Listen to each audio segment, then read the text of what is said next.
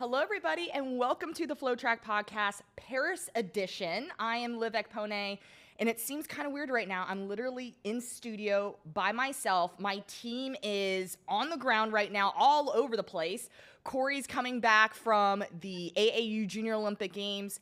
Ashley Tishins is in Paris right now, so I'm kind of holding down the fort by myself. Just to kind of recap some things real quick. So far at AAU, we had 2 AAU records fall on Monday. The 12-year boys 3K and then the 8 and under shot put. Patricio Pardo, who is someone that everyone just kind of gravitates towards. He broke a lot of records and he's still young in the sport. Had the record at a 9:48.26 and he was lowered to a 9:45.82 by RJ Demst of Tampa, Florida. And the former record in the shot put was set back in 2018 by Layla Jones of Clemson out in North Carolina, and she threw 28 feet 5 3/4 of an inch.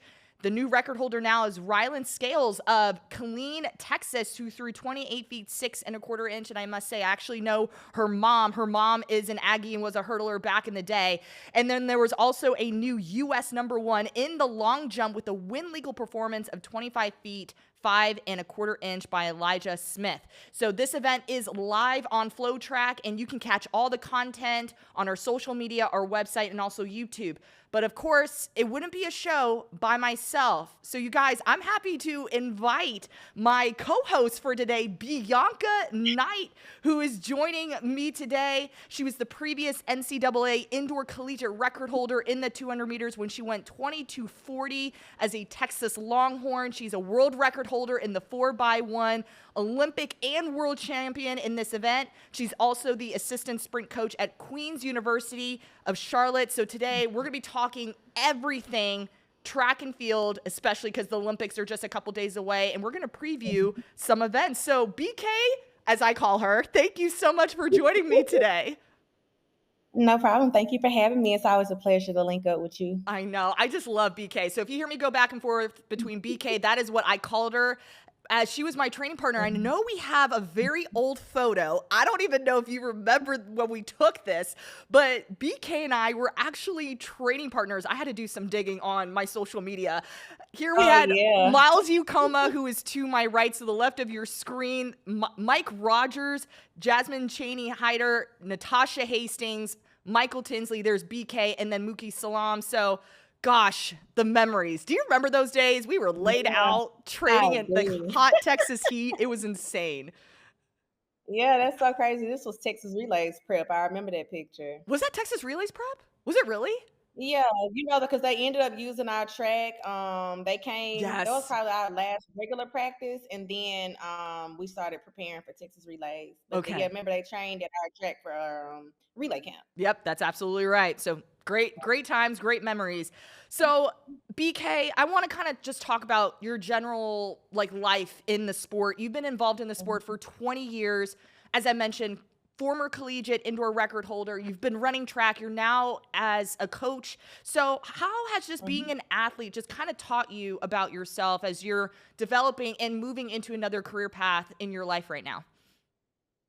Honestly, it gave me a lot of insight. I can kind of gauge how athletes are feeling. I know body language, I know mood changes. So I'm able to show up for them in a way that a person who has not reached the level that I've reached or whatever to turn around and then go develop athletes. I've developed like a skill. It's a skill set.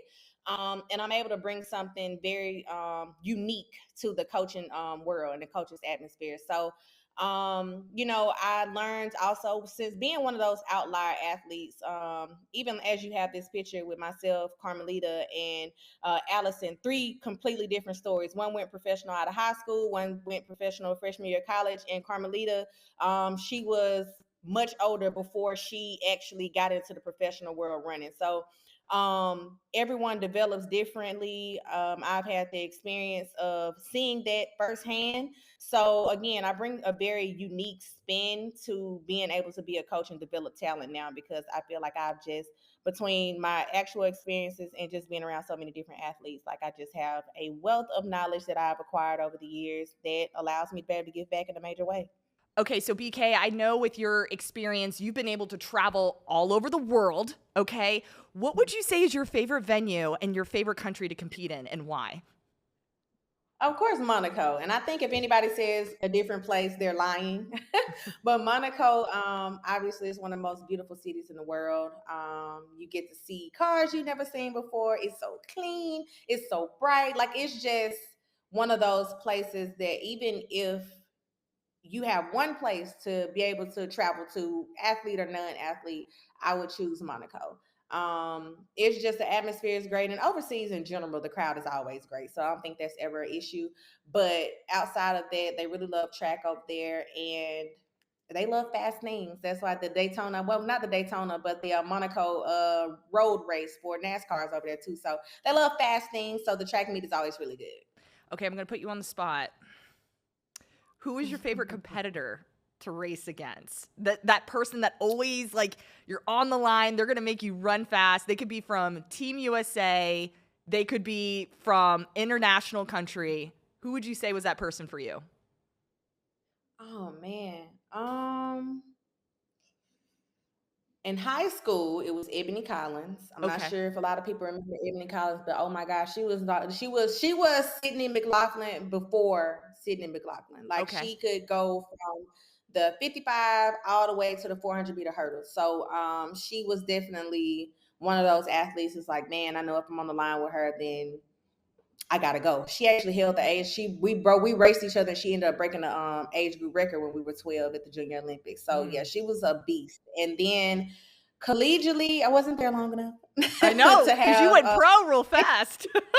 exactly. So wasn't there long enough. But professionally, I always race the clock. I feel like I've done a really good job of not worrying about who I'm competing against or feeling like I needed to rise to the occasion ever at any point due to who's on the line with me. I always just wanted to run my best no matter who's there. So I never had anybody in the race who's like, oh man, like I know I'm going to really have to do this. Like, no, I always just wanted to go out and execute. I love that. That's great. Okay, so BK, as we kind of just talked about your history, just been in the sport for a very long time, I want to talk to you about the transition from being the athlete who you are, who you were, everything. Your resume, I could be going on for days and days talking about what you've done as an athlete, and even from a training perspective, I've seen you put in the work on the track. When you transitioned into collegiate sports and now becoming a coach, how was that transition for you when it was just time for you to hang up your spikes and just move on into a different area in a different time in your life? It was quite easy. I tell people all the time, track was never like my plan A. It was just something that I was really good at, and I had an opportunity to go beyond collegiate track and field.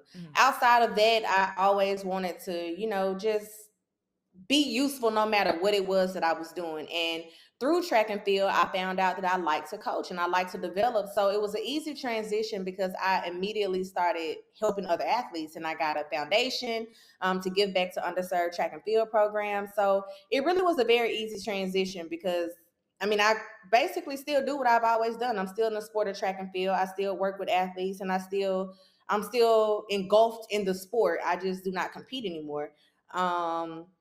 So it was really easy for me. No regrets. I don't ever miss running. I miss traveling, but I never miss running. What do you think you could run 100 in right now? Like right now, Oh my goodness. warm up, blocks are out, we're ready to go. D2's at the, Oh my D2's goodness. starting us. How fast do you think you can go? Oh my God. Like, the athlete in me wants to say, like, on a bad day, it's going to be 12 something. Like, it has to be 12 something. But just knowing honestly how much credit we don't give, like, well, 12 seconds is not very slow. Like, it's slow as a professional athlete, but just a person that says they're gonna wake up one day and go run 100, like, that's actually it's kind of fast. So I want to say 12 something, but probably closer to 13 seconds. Just because I'm competitive, like, I will make sure that it's no slower than 13 seconds. Gotcha. Okay, because if someone was to ask me how fast I can run 100, I don't even know. I would say like maybe 13, 14 right now on a good day. Yeah. Good day. Yeah, That's as fast as I'm going to talking go. about the weather is good. I feel amazing. Warm up and Probably all. 13. Goodness gracious. Yes. I'm even crossing my fingers that I can break 30 in a 200. Like when I watch like AAU's going on right now, I really think these 8 and unders could probably beat me. I'm not going to lie. I really think they could. They'll be scraping at the line for sure. Now I did run a 200 with my kids at one point, and I can run a 30-second 200. I can do that. And I feel like I can probably run 28, 29. So I can still do a pretty decent 200, but like you said, an 8-year-old could probably dip at the line. Yeah. These kids are moving nowadays. All right, BK, I kind of want to move into another direction because as of lately, news kind of dropped over the weekend that the NCAA and the House settlement, like, that is going on. So on Thursday, the NCAA and 5 of the biggest conferences agreed to a settlement that will impact collegiate athletics. And once it's approved, the NCAA is set to increase scholarship and roster limits at the beginning of the 2025 to 2026 academic year. Once a federal judge approves this settlement, the men's and women's cross-country programs will have 17 scholarships available and 17 roster spots. And then for track and field, the men's and the women's programs will have scholarship and roster limits of 45. Distance runners who compete in both sports will take a spot for both. And this will open up doors for schools to invest in more money into their sports, which generate revenue like football and basketball. But while new scholarship limits exist for track and field and cross country, schools will not be obligated to fulfill those extended numbers to the max. That's kind of an overview. You can check out Max Bradley's article that he wrote on FloTrack earlier this week. So BK, as I mentioned, you're in that collegiate space. When you heard this news, what was your immediate reaction, your immediate thought to it? Honestly, our conference is so small. It was one of those things. It's like, we have to kind of wait it out and see how it would impact a program like ours at Queen's University. We're a very small program. We don't even have nationals right now because we're in a transition from D2 to D1. So we're still in the middle of a transition. So right now, it really doesn't affect us. It's not going to be anything that is good for us. As we don't even have space for that size of a roster at our school. So it's kind of like a thing. Once we make the transition, I think that it will impact us in the better. But the first year, we're not going to be able to see any benefits from that.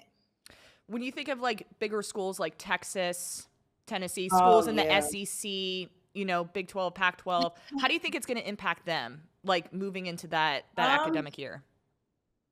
Man, they're going to be, obviously they're going to continue to be powerhouses. Now they have the availability to have more kids, cause that's the only thing really holding these schools like your Texas and your Floridas and USCs and things like that. The roster size is the only thing that's holding them back, and being able to get those good quality athletes who even can afford to pay for school and come as walk-ons and earn a scholarship.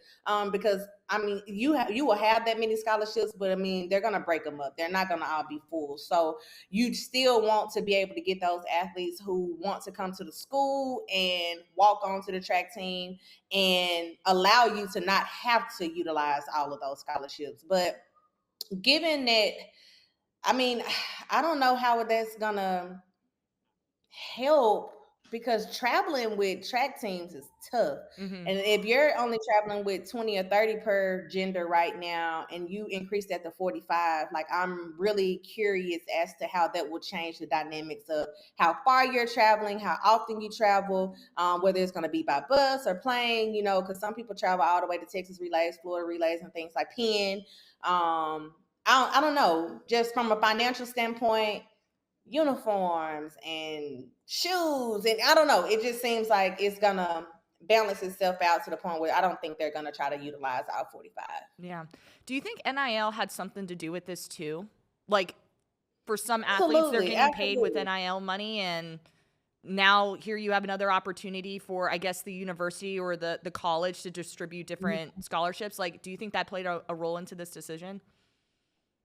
To be honest, our sport does not get a lot of NIL love. You can probably count on one or two hands how many track and field athletes have actually benefited from NIL. So I want to say it does, but then it actually doesn't. Not for track and field. For football, yes. For baseball, yes. But outside of that, track and field, it's just a throw in a bucket, like chances of a kid getting an NIL deal that's lucrative, for that matter, for track and field. So no, I don't think, and it could have, maybe they're anticipating what it could become, but right now track and field does not get any benefits really from the NIL. Okay. Final question, because then I want to move right into Olympic talk because we got some conversations to discuss. But do you think this will impact the way coaches like yourself or maybe other programs that might be in the D1 space right now on how they recruit going into the 2025-2026 academic year, like just this year alone? I think the goal is still going to remain the same. Like, you're still going to recruit kids that can score. You're still going to want to recruit kids that can uphold, the GPA standard. You're still going to want to recruit kids that can fit into the culture. So while you have an increase in scholarships and you have the availability to get more kids, the transfer portal is still a thing. And again, you still want that quality over quantity. Like, just because you have 45 roster spots, I don't think there's going to be very many coaches really trying, especially except for the smaller schools. Like a school like mine, yes, I would love to be able to reach out to more kids who, again, have the ability to get into the university. It's a private university, so it's hard to get into, but who can impact the program without us really having to utilize so much scholarship money. So more scholarships can spread it across the board. So I do think it'll work, but again, we're in a transition, so it doesn't impact us right now. But smaller schools, I see them benefiting more than the bigger schools. The biggest schools are still going to want quality athletes. Yeah. Well, thank you so much for your insight on all of that, BK. I want to now dive into your very first Olympic Games in 2012, which is the year that you broke the world record as well. So, BK, now that we're like in the thick of it, like you turn on the TV, swimming's going on, rugby's going on, all these different gymnastics, they're all happening right now.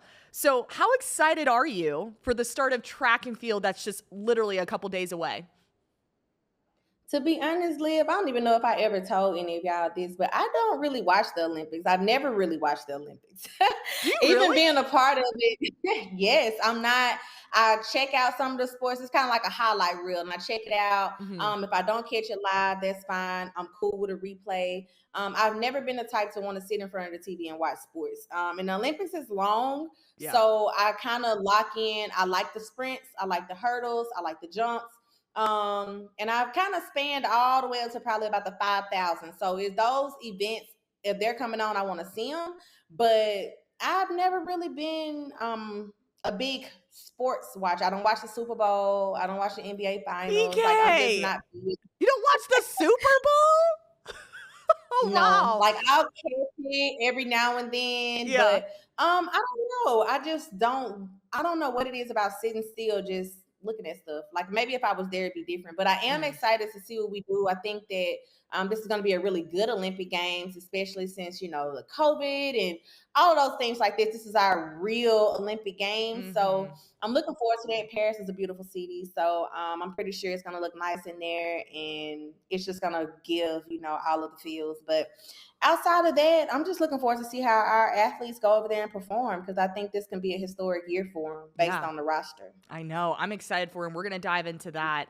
I want to take us back to 2012, like I mentioned. When did it hit you that you made the Olympic team? Was it when you got the call that you made the team? Was it when your uniform arrived at your house? Was it when you were on the plane heading to London? Like, when was that moment for Bianca Knight that it hit you? Wow, I'm actually an Olympian at this moment. To be honest, when I finished 5th in the 100, I went through team processing then, because they had already determined that I made the relay pool.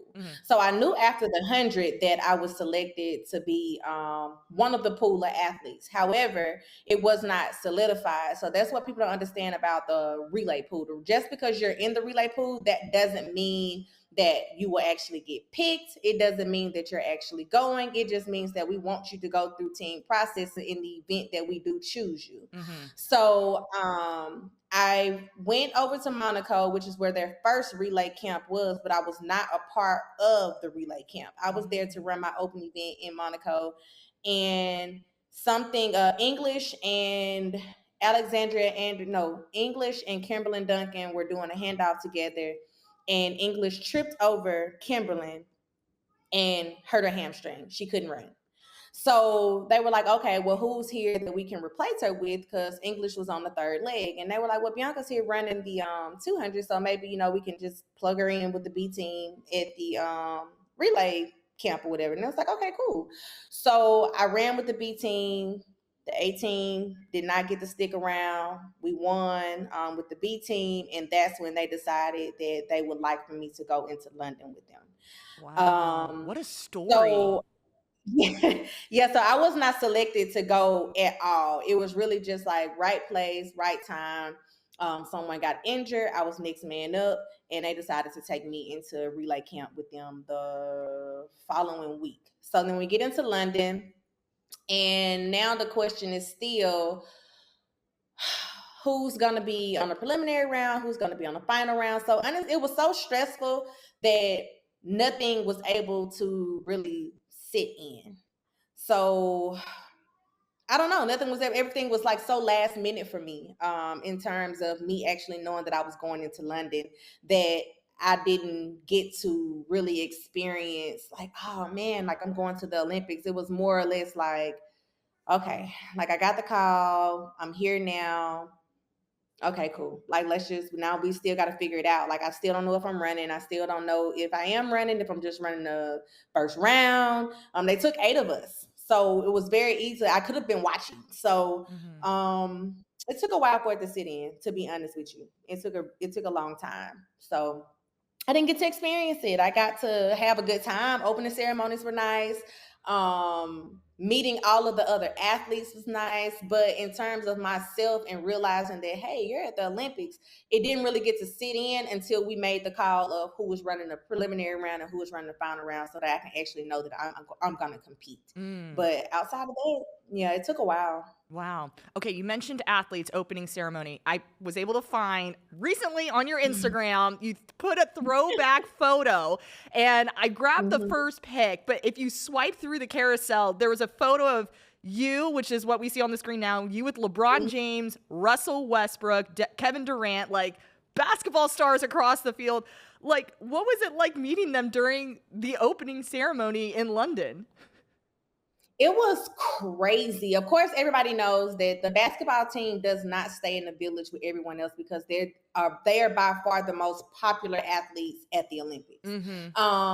No matter what country it is, they swarm the USA basketball team. So they came into the village strictly to do like a photo op. Like they came for a photo op. They came to, walk with everybody at the Olympic Village and in the Olympic Village, but it was kind of like, this will be their first and last time seeing me. Like they didn't eat with us. They didn't hang out with us.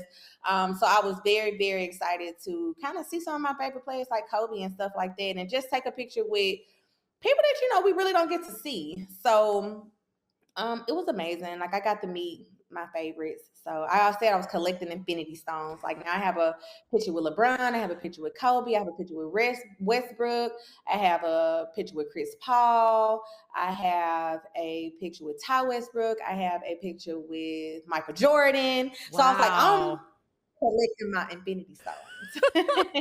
Okay, so who was your favorite non-track athlete to take a photo with during the opening ceremony? I missed the photo op, but I was in the elevator with Michael Phelps and I did not have my phone. Bianca Knight! Are you kidding me? Oh my God, I did not have my phone. I did not have my phone. I didn't have my phone. I was so sad. I was like, oh my goodness. My heart is breaking for you.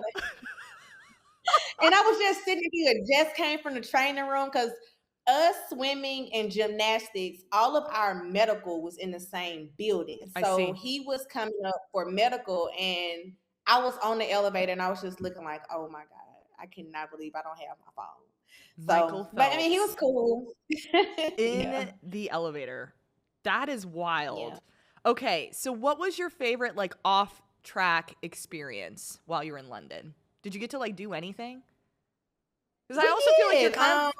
I feel like you're also kind of a The closest homebody at heart. Yeah. So I was like, Yeah. I wonder if BK actually did anything while she was there. We did. There was a huge party after closing ceremony. So most people didn't even do closing ceremonies. But there was of course, being in London, their club scene is like really similar to what we would be used to. So it was like the perfect Olympics. We went and we partied. I think it was us and Jamaica together.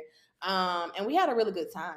Like we had, that was probably one of the highlights. But outside of that, London is a city that we're familiar with because we compete there during the regular season. So I was able to like take the train and go see the Big Ben clock tower and just go to Nando's and actually go outside of the Olympic Village alone, feeling comfortable because it really is a place that we have gone to every year, like multiple times. So again, London couldn't have been a more perfect Olympics for me. It felt like home a little bit. So everyone got along. Like the Jamaicans, US, we were cool. We were very cool. I love that. Of course, there's voters there, and we still, we had all of our heavy hitters still. Tyson, we had everybody. We still had all of our heavy hitters, but we were very friendly. Like I don't like this. The beef part is like new. Like that stuff is new. But for the most part, even in Jamaica, Barcelona, all of those meets where we went to, where it was a real Jamaican and USA presence. We ate together, we hung out together, we talked. Like I got a picture with Bo at some dinner that we were at. I can't remember, but in a dining hall, we all used to eat together. So this new stuff that's going on, it's very new. Wow. It's very new. Interesting. I love that. Okay. Yeah. How would you describe the Olympic Village? Like for someone that's never been to the Olympic Games, what could someone expect? So just imagine like a huge apartment complex with every country around the world. And they're noted by their flags hanging out the windows. There's a common area to play games. There's a market to get groceries. There's a dining hall to go eat. And a dining hall is it has every cuisine. So you can eat Latin, you can eat Thai, you can eat American, you can eat Caribbean. So they have every port you can think of in there to go eat. So it's really like a huge city within itself. And it's like you need transportation in there. So it's not that you can either bike or catch buses back and forth or walk sometimes, but you really need transportation inside the village. Like it's huge. It's like its own little city. That's really cool to think about. Just to imagine like what these athletes are going through. And of course you're fueling your body, you're getting ready to compete. So now that we have like this picture of like what life looked like outside the track, now that you're on the track, and again, you just shared that amazing story about how you kind of was able to insert yourself for that relay pool and kind of showed Team USA, like, I can run this third leg and make it solid. You broke the world record, as I mentioned. So what was the topic of conversation like going into that final? Like, was the world record in conversation, or were you ladies just out there just trying to get the stick around and get gold? We just wanted to go execute. Again, relay camp was very stressful, so we knew we were like, okay, look, we have to do A and B before we even worry about C. So first, let's get on the track and get the stick around in a preliminary round. Now, once we get through the preliminary round, let's worry about getting the stick around for the final. Now, whatever happens after that, then cool. But I didn't even know what the world record was. It seems like Carmelita really is the only one who knew, maybe. I don't know. Because me and Allison was just kind of jogging on back, and she and Tiana, so maybe though they knew, but I really had no clue. And I'm like, oh wow, like that's what's up. What was the record before? It's like, because I was a baby. Like I wasn't even born when the first record was set. So I had no clue what the record was. But again, a lot of delayed reactions for me because I was the youngster, I was the baby, and I just didn't know enough about the Olympics, to be honest. I didn't know what the record was. We just wanted to execute. That was it. Let's run fast. Let's get the baton around. I love how you said you think Carmelita is the only one that knew, because when you watch the replay, like she points the baton at the clock, she is just like in like full emotion, screaming. Tiana comes running back to her. They're running and cheering. And then slowly you and Allison, because you guys are on the other side of the track, so it took y'all a hot minute to get back over. And it's like, they're excited, but it was like, okay, like, did they actually know what they did? Like, did 40.82, like, when you saw that, what was going through your mind? Were you like, oh, that's actually pretty fast? Or were you like, okay, 40.82, solid work? Because I'm thinking like, okay, like it can't be too much faster than we typically run, right? Like, it's like this. What did we run in the preliminary round? It's like, what is the big deal? It's like, oh, okay. So then when I realized like, oh, wow, 41, 4 or 5 had been our best, because the record was 41.3. And I was like, oh, wow, we have been really like hovering around the 41.3, but we really haven't run that fast. And I don't know why I thought that we had. So then that was the first thing. And then the second was like, hold on, wait, we're the only ones to ever break 41?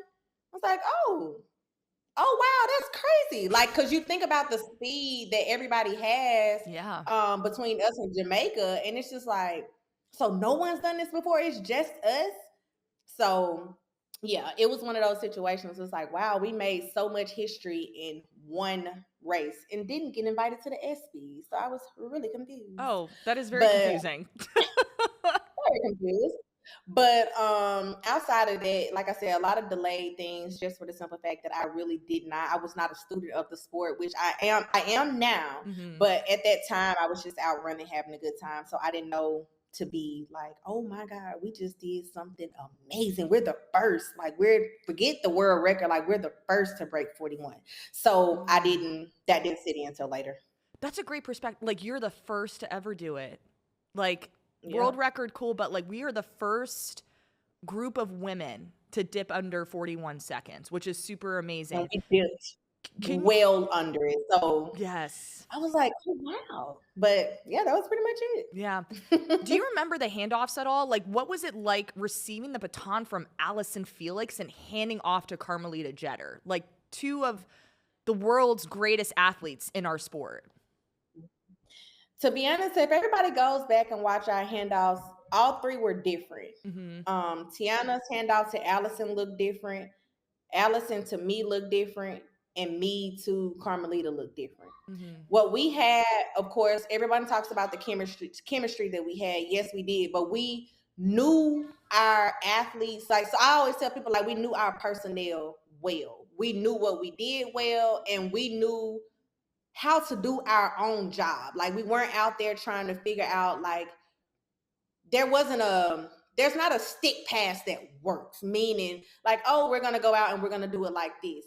You have to develop a certain IQ to know, like, no, it has to be done like this or whatever. So with Allison, she didn't get off the line like she was supposed to get. Not that she didn't get off there like she was supposed to, but she's one of those people, like, it takes a little while to get going. So their handoff was a lot closer than mine and Allison, which I'm like, okay, well, I'm going to make sure that she comes to get me, and I'm going to give her enough room to open up and do what she needs to do. So if you see, we had a lot of distance between our handoff versus me to Carmelita and Tiana to Allison. So with Carmelita, she had really big traps. So she can't get her arm that extension that you're used to. It's going to be down low waving. And it's like, you don't try to fix things like that. You just try to find an athlete who knows how to do it. So I knew, hey, her hand is going to be low. That's not ideal, but that is what we're going to work with. That's what we're going to do. And I'm going to get the stick in there. So a lot of people was like, oh, it looked like you ran up on her. It's like, no, I didn't run up on her. I was just getting really close into her pocket because her hand is low. But our handoff was perfect. Like, the distance was perfect. Everything was perfect. So we basically kind of handled each other based on who we were. Like you said, I'm like, Allison is coming into me. This girl is going to be flying. I'm not worried about her running up on me. I'm not worried about running off from her. When she hits the mark, I'm going to go and I'm going to throw my hand back, and I'm going to count on her to get there. That's pretty much it. So, and not with Allison, but with Carmelita, it was the same thing. Like, hey, I know the hand low. I'm not worried about it. I get in your pocket and I'll say stick, and I'll make sure it's in there. No problem. So we just have to figure it out. Everything that you said. I loved everything that you said. And I need for coaches to hear this. Like, like played this part back in this podcast because everybody is so different. Like I remember when I was running for A&M, like it took me a while to get going. So I had to actually have 2 sets of tape. So whenever Camaria Brown was inside my box, I knew I had to go. Like it was like the first mark. I was like, if I take off, it better be not as fast, but that second one I have to go because Camaria was like you, very powerful, strong. And she was a lot shorter. I think Camaria was like 5'4", 5'5". How tall are you, BK? You're like 5'. 5'3". Yeah. So like I knew my hand could not go as high up because poor Camaria would have to be reaching up for the sky to get the baton in. So you kind of just cater to each individual who is on that team to make the handoff successful. And I'm happy that you said that about Carmelita. Like you guys were just able to just cater to each athlete that was on that relay, which is something that you need to focus on. And I'm assuming that's something that y'all were kind of working on too during relay practice as well. All 3 of them, Tiana, Allison, and Carmelita, were there for the open 100. So to be honest, we didn't really get to practice that much because they were focusing on their individual events. So we did like 2 or 3 passes between each other, but I'm telling you, the chemistry was so good to the point where it was like, look, if we can go to relay camp and we can get 1 or 2 passes, then we're good. Like, let's just leave it at 1 or 2. No need to beat it down in the ground. We can figure it out. So, and that's what we did. So we didn't spend a lot of time practicing on the relay. I love that. One last question that I actually want to dip into relay practice and what that looks like is, of course, we're seeing it on social media right now. So I have a couple questions going into that. But now that you have the gold medal, Olympic gold, world record, no one has been able to touch that. Which accomplishment means the most to you right now? And maybe it's changed over the years. Like maybe back in 2012, it meant something different, but now that it's been some time, has that even changed for you? Like which one means the most? To be honest, I always tell people my greatest accomplishment is being National Gatorade Athlete of the Year. To be etched on that trophy. Now, no matter what athlete comes behind us or who is before us, like we all end up on the same trophy. That was one of my biggest accomplishments. Went to the ESPYs, got to see all of the other Gatorade Athletes of the Year. And up until this year, I was the only person from my state in any sports who ever received that award. So that was one of my biggest accomplishments. And then outside of that, just being a part of history in a way that I didn't think, getting to the Olympics and the relays, it was still unorthodox. Like when you want to go to the Olympics, you want to go in your individual event. So the relay kind of knocks the steam off a little bit just because it's like, oh man, like I'm going, but this is not the way that I pictured it, but whatever, I'm gonna make it work anyway. So it's kind of one of those things you don't relish in the moment because you feel like you didn't achieve the goal the way that you wanted to achieve it. So it took me a really long time to get over that part and get to, like again, you guys are the first. It doesn't matter if they come and run 40 point from this Olympics for the rest of their lifetime. We still were the first ones to do it. We were still the first ones to break that barrier. And we broke it by a lot. Like we broke it by a lot, and it means something, especially given the way it was done, which was also considered unorthodox. There were several other options faster than me that could have been on that relay. So we had so many girls that were sub 11 that could have taken my place. I was the only one on there I never broke 10. I mean, never broke 11 before. Everybody else broke it. I never broke it before. So given what people try to say about relays and how you pick them and how you get these records and how you do these things, like we did it our own way. Like we didn't do handoffs the way that they think everybody should do handoffs. We didn't put the legs like everybody think we should put the legs. Like we kind of did our own thing and said, look, I think that we know best. We know best because we are the ones competing with each other and we know who feels good and who doesn't.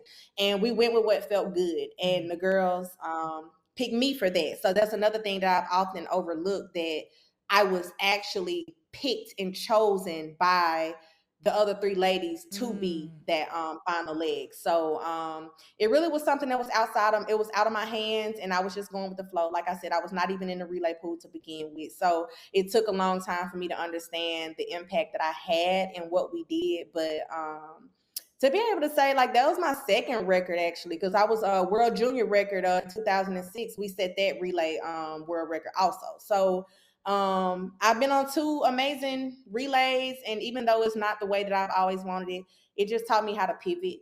I never got what I wanted in the way I always asked for it. Like, every team I made was relay. Right. The senior teams, it was 4x1 for 2011 and 2012. So it took me a while to like be like, okay, but yeah, you still got 2 goals. You did really well, but it was just not the way that I wanted it. So it taught me a life lesson, honestly. Just, learn how to pivot and learn how to accept what, sometimes you ask for things and you get them, it just looks different. So I love all of that. I know we've been bouncing back and forth between actual relay camp and like what it meant for you to compete at the game. So let's just talk about relay camp for just a brief moment, because I actually do have questions. Like, I've seen on social media, like Team USA, they maybe for the last week, I don't know where they were, but they've been showing some water bottle drills. They've been just by themselves somewhere on some track. I don't know if they were at the Olympics or wherever they were. Typically, how long is a relay camp for? Like, ideally, is it like a week or so?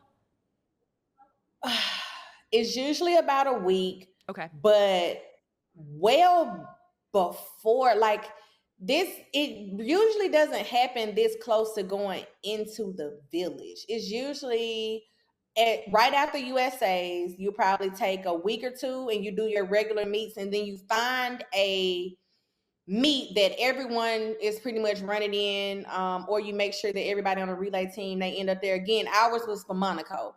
That was a regular track meet that we turned into a relay camp before we even got into the Olympic Village or went to Birmingham. We were stationed in Birmingham for like a week and a half before we actually went into the Olympic Village. So we had plenty of time to do the relay stuff, but ours was almost like a month out. It was right after USA. So to see they're so close, it's kind of like, they probably had a week or maybe a week or less, because it didn't even look like everybody was there on the men's side until like later on. So yeah, it's usually like 2 weeks, but it looked like they may have gotten a weekend.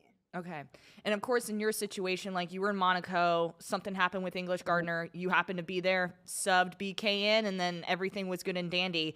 So when it comes to making these kinds of decisions, is it from the team coach? And I know you mentioned like 3 other ladies were like, we want BK on this relay. Was it like team input? Like, what goes behind making the decision between who runs the first round, who runs finals, who's on this relay, who's running what? Like, what does that look like for Team USA? A lot of it goes off of how you look. Relay camp is used as a runoff. So you have an A team and you have a B team. So you take 8 people to relay camp so that you can literally race. And that's so you race for spots. Number 1, see who looks the best on what leg. And then 2, just getting a feel, like the athletes getting a feel for one another and things like that. And you kind of go from there. It's not that much that goes into it. Your regular coaches are not there to have their input or anything like that. It's just you and the relay coaches and the girls. And you trying to figure out like who has the best chemistry, who works well together, who works what leg, can we get the steps right? How many times did it take us to do this? Does it look different when we do this? And all of this. So it's a collective. And like I said, the A team didn't finish.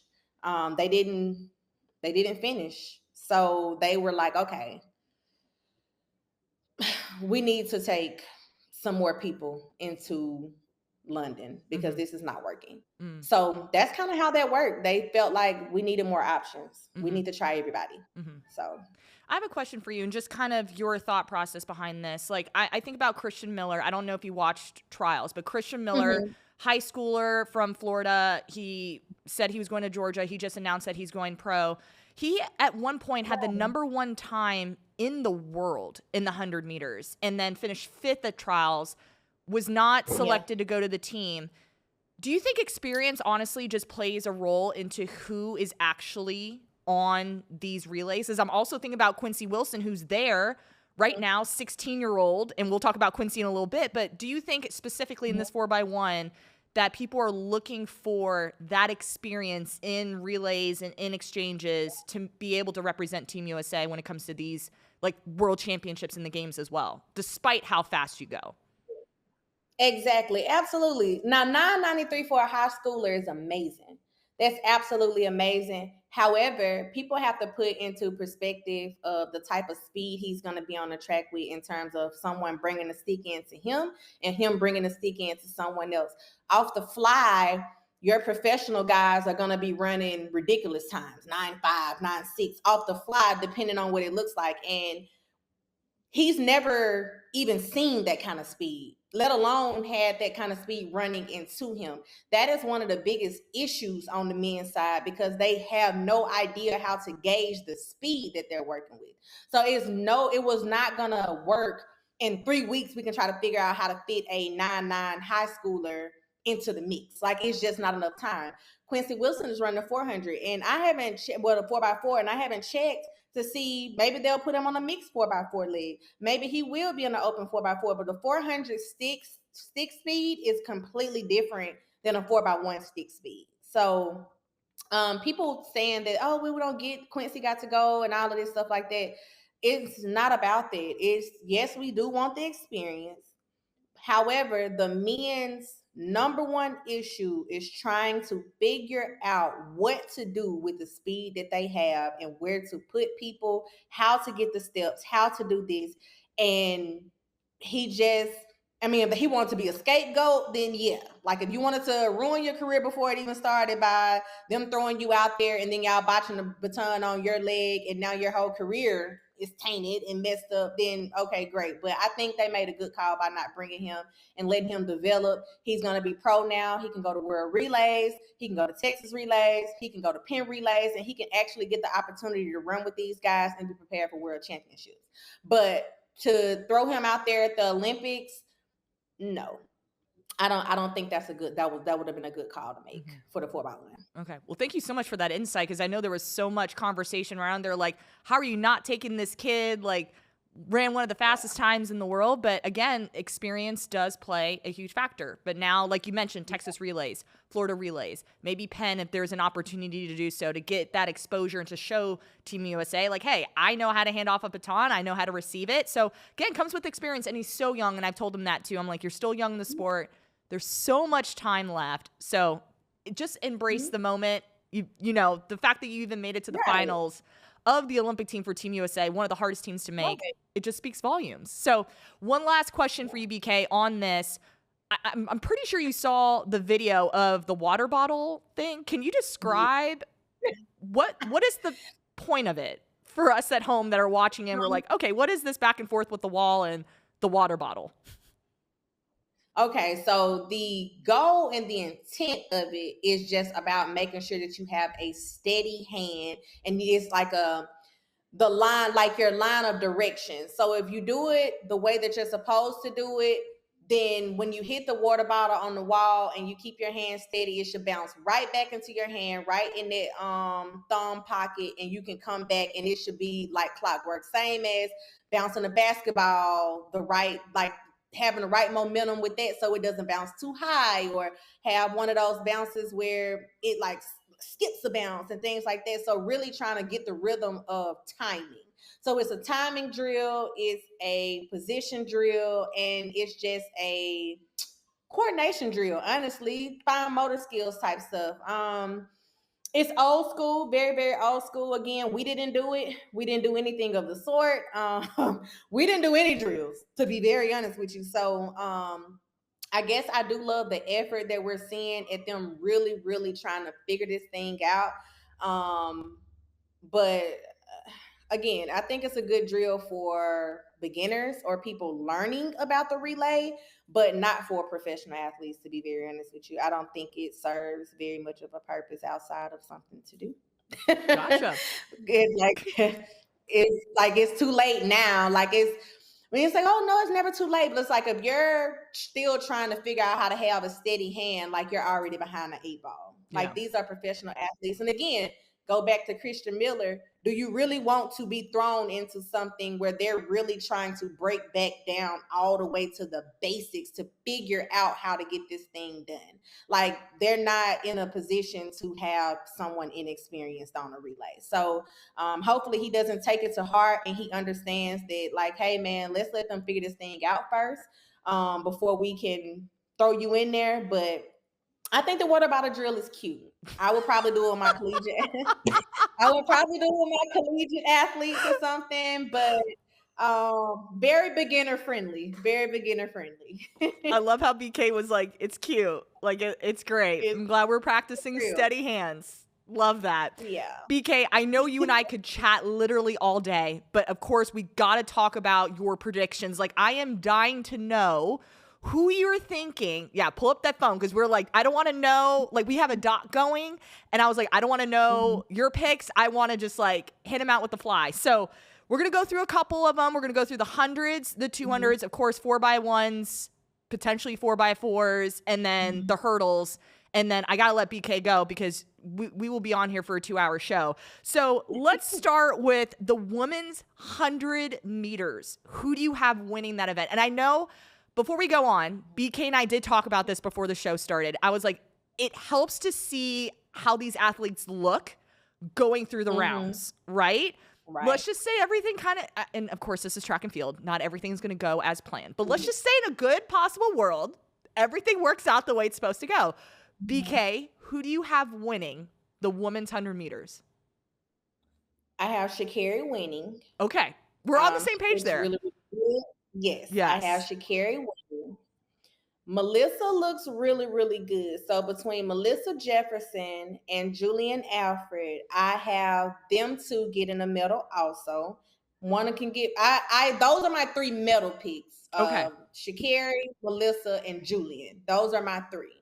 Now who gets second or third, I don't know.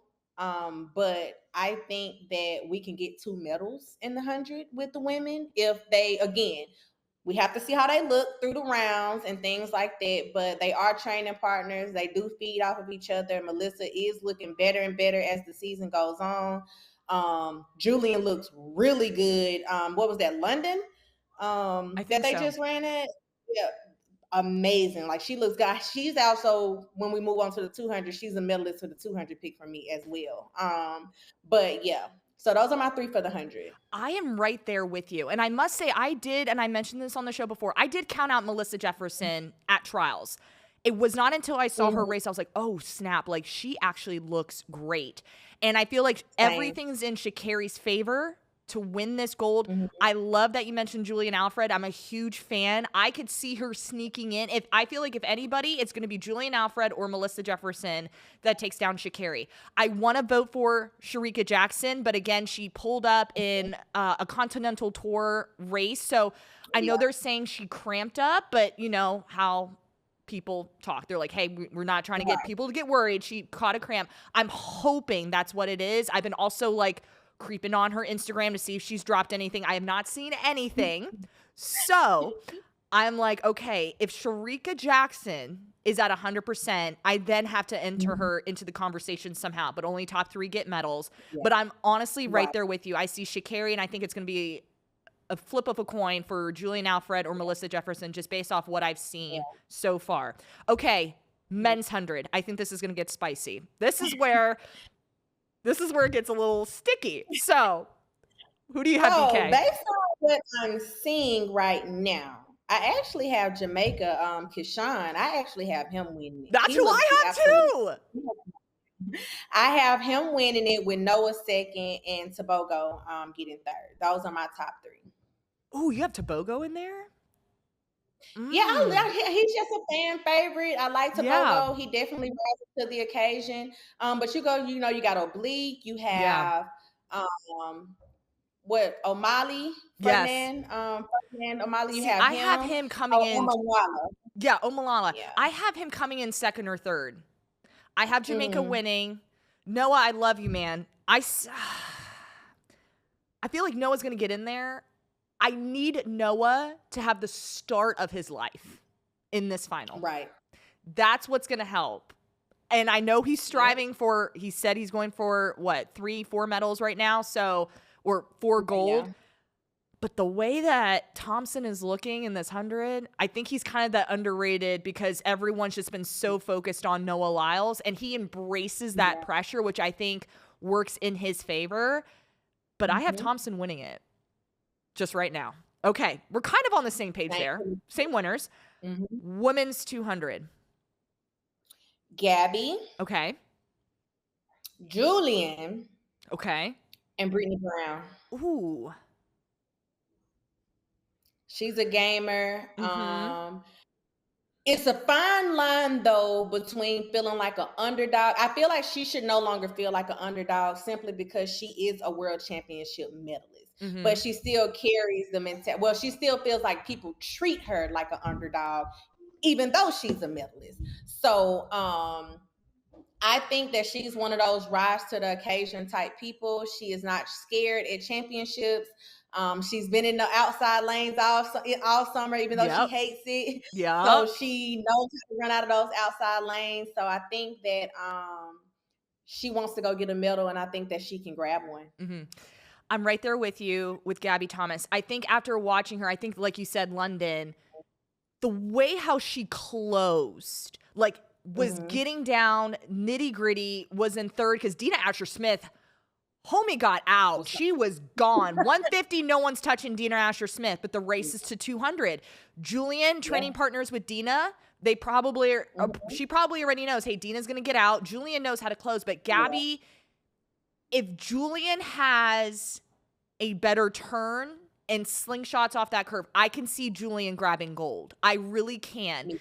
I'm also not going to count out Mackenzie Long either. I know the season that she's had, she lost her mother. She has that drive inside her to make her mom proud. And she's just so laser focused. Like, when I saw her at trials and I had a chance to talk with her coach, he was like, she's focused and ready to go.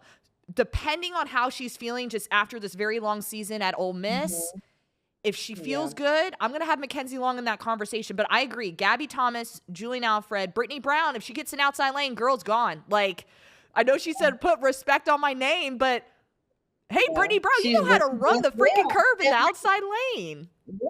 She runs well out of that outside lane, so she should probably just embrace it. No one wants to just have that all the time, but I mean, she runs well out of it. So if I was her, I really wouldn't even put too much on it.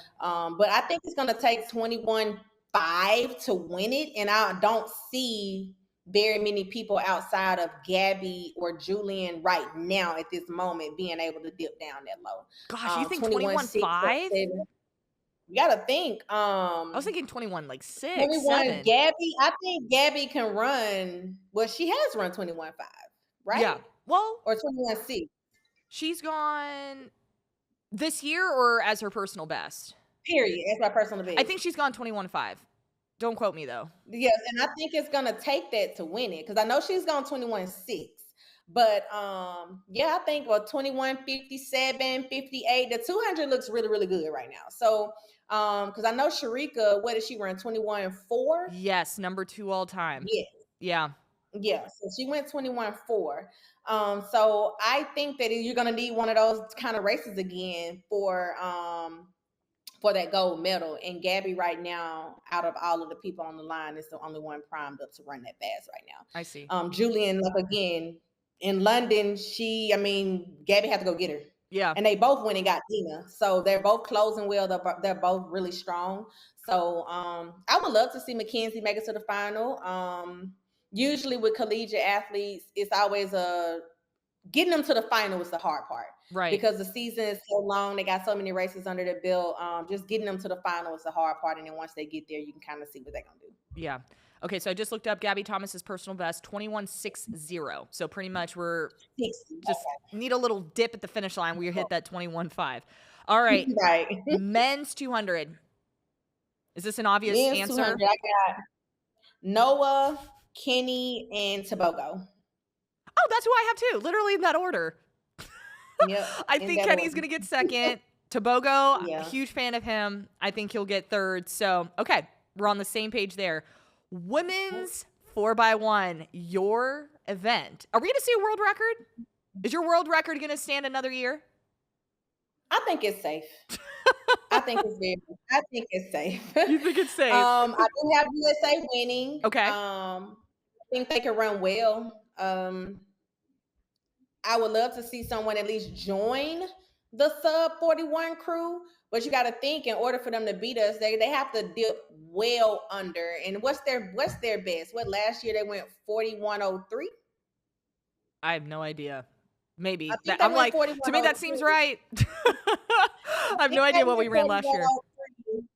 Which number 2 is 41.01 with Tori Bowie, English, Tiana, and Allison in 2016. Mm-hmm. So right now it's kind of like you guys need to get past the 41.01. Like once you get past the 41.01, then we can talk about the 40.82. But I think it's safe. Okay. Because it's harder to dip under there than people are giving it credit for. Mm-hmm. Okay, so we have I definitely had USA winning that 4x1. How about the men? And I got Great Britain. Great Britain, yes. And France, I feel like it's a toss-up. France won 42-1. And here's the thing. I think some of these came from like the world relay meet. And of course, Team USA did not have like their top runners. Like they put a team together to, qualify for Paris. So like we also have to let our audience know, like if they go to like World Athletics and they're looking at the top list, they're going to be like, oh wait, but USA's, because we ran at World Relays. But yeah, I have Team USA winning the 4x1. Great Britain, I feel like can sneak in there. And France, I feel like can be in that conversation. All right, men's 4x1. Are we going to get this stick around? I think that's the first question. Are we getting the stick around? Can we get the stick I didn't around? Like the pictures that I saw from relay camp. They're not on the right side of the track. Their hand doesn't look good. Like I just didn't like the pictures that I saw. So if there's any indicator, it's going to be tough getting the stick around. But I still have them winning it if they can. Okay, if they can I'm with you. I have them winning it, and then I have Italy, and then I have Jamaica. Okay, Jamaica. Okay. Because they can definitely put together a good 4x1 but again, the stick is their problem also, so you just never know. But I do have them getting on the podium if they can get the stick around. I see. All right. Similar, I had Canada in the mix too. Oh yeah. Okay, so it's a toss up between Canada and Jamaica. Okay. Because Canada has bad sticks too. Like they don't have the men just can't. Men, period. The men don't have the sticks. They just don't. They struggle. They do not. Yeah, they struggle. So okay.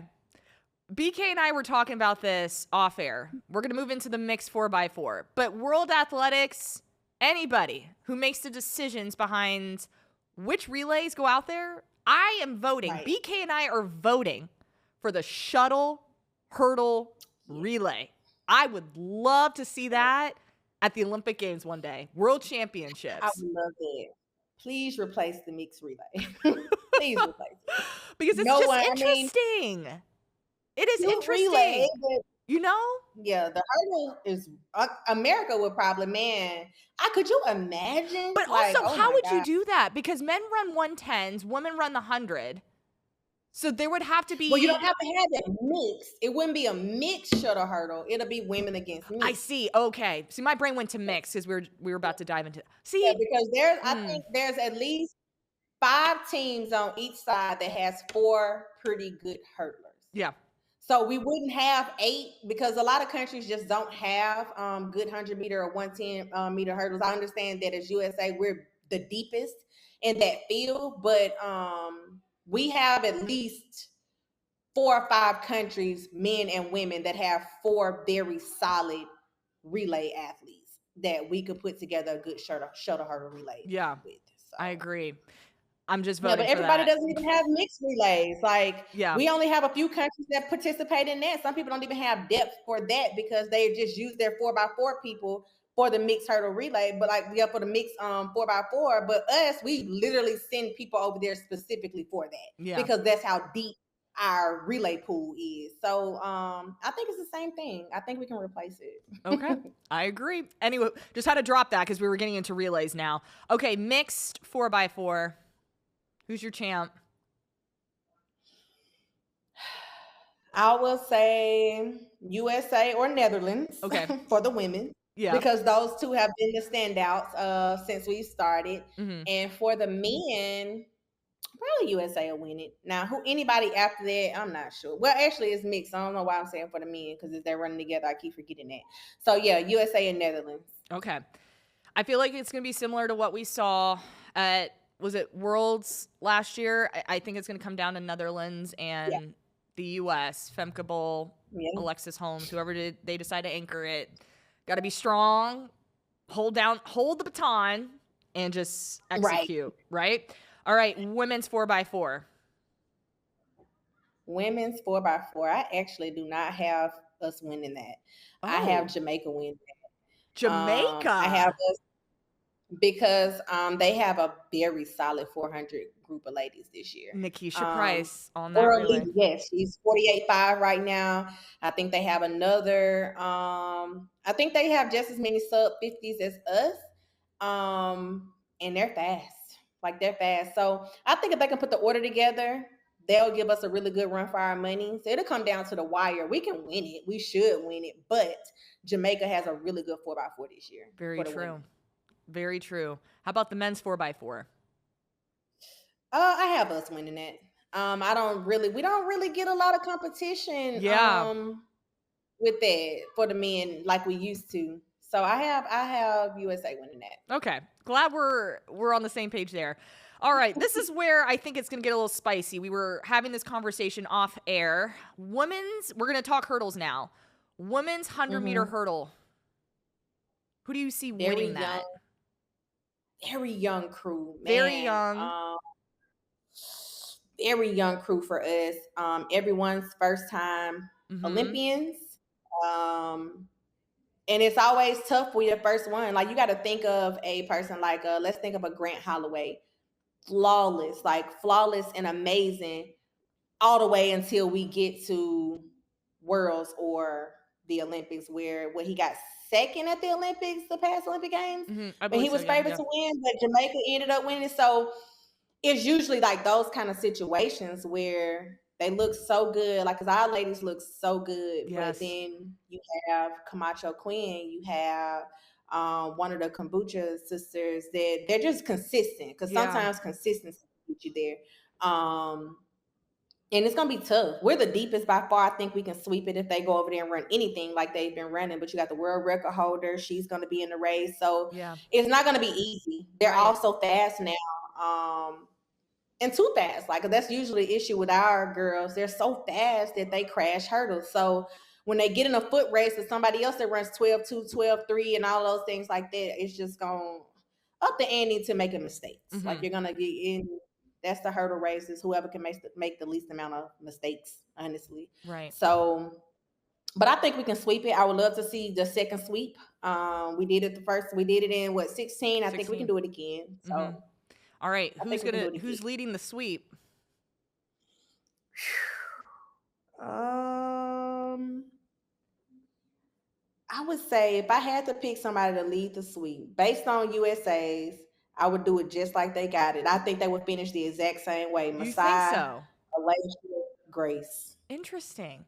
I had Grace Stark being the gold. She looks the fastest, but the first half of her hurdle race, she lets the race get away from her a little bit. Now she ran them down the last 3 hurdles, but you don't want to be in a situation where you got to run them down. That's very true. So I think if she can get out well, then I think so too. I think also I'm taking into consideration just watching her race in Gainesville, the Holloway Pro Classic. Like, for her to be able to take down Masai Russell and Toby in that final, she looks to me the sharpest. And again, they had a rain delay. The weather was not ideal. She's also at her home track. So taking that into consideration too, but she just looks so good in Gainesville. No, she does. She looked great. So I have her Masai Russell second. Then I had Akira Nugent third. Yeah, Nugent. From Jamaica. Yeah, I said Jamaica got some good ones. So I feel like the 100-meter hurdles is the toughest. It's the toughest. I had to really think about this one. Everything else, I was like, okay, It's a tough. jot. It's the deepest. It's the deepest where you're Yeah. looking at everybody's personal best, everybody's season's best. They're like thousands off of each other. So I think that that's gonna be one of the hardest ones to predict. Like we really have to just wait for that one. Yeah. All right. Final topic. The 110. Final pick. I want to see Grant. Okay. Wait. Are we going to sweep this? Is USA going to go 1, 2, 3? Yes or no? I would love to see a sweep. I would love to see a sweep. We can do it. I think we can do it. We can do it. Okay. We can do it. So do you see Grant? Hopefully the men and women. I see Grant that'd be wild. That would be wild to see. That would be wild. But they're primed up to do it. They can do it. They can do it. Okay. Are they going to finish in the same order as trials? Grant, Freddie, Daniel. Grant, Freddie, Daniel. I think so. And Freddie looks so good. He looks amazing. So I don't know, man. And that's the thing. When those races get real tight like that, the only time Grant ever gets tight is in those big races, and he does it off of that last hurdle. So if someone is close, they can dip him out. Right. So I think Freddie will put himself in good gold medal contention if he stays close. But again, whoever makes the least amount of mistakes. Amount of mistakes, clears the hurdles, and looks good doing it. Gosh, BK, I wish I had more time. Like, I felt like I could have just kept talking to you we could have done so much. But of course, we would be here all day. But again, FloTrack is going to be on the ground for the Paris Olympic Games. Ryan Fenton, Ashley Tishins, Brian Dybel. I got the text. They're there. I know Fenton is on his way in. So if you want any content, you can go to FloTrack.com. You can check out our social media because we will be there. But of course, this does it for our show. BK, thank you so much for joining me. It's always a pleasure to see you. Best wishes as everything begins to unfold for you as from the coaching standpoint. I will be texting you to see throughout the course of the games if you are watching, because I know you said you don't really watch, but I know once track and field kicks off, BK is going to be tuning in. So thank you guys so much for joining us. And BK, thank you so much for just tuning in with me and being my co-host for the day. Thank you for having me.